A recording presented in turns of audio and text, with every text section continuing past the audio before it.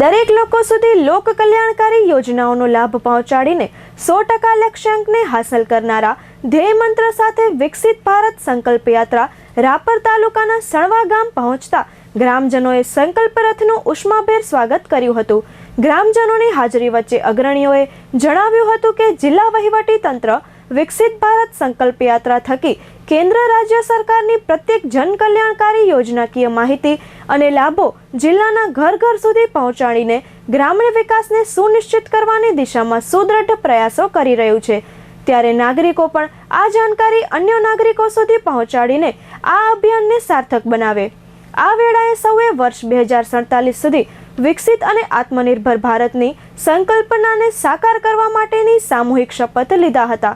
કાર્યક્રમમાં સહભાગી થયેલા ગ્રામજનોએ વિવિધ વિભાગોના પોસ્ટર, બેનર, આઈઈસી પ્રવૃત્તિથી યોજનાકીય માહિતી મેળવી હતી।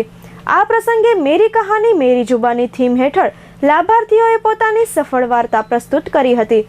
આ પ્રસંગે અદ્યતન ડ્રોન ટેકનોલોજીથી પાકમાં સરળતાથી નેનો યુરિયાના છંટકાવની પ્રક્રિયા અંગેના ડેમોનું ખેડૂતોએ જાત નિરીક્ષણ કર્યું હતું। વધુમાં ઉપસ્થિત અતિથિ વિશેષ અને ઉચ્ચ અધિકારીશ્રીઓના હસ્તે લાભાર્થીઓને યોજનાકીય લાભોનું વિતરણ કરાયું હતું।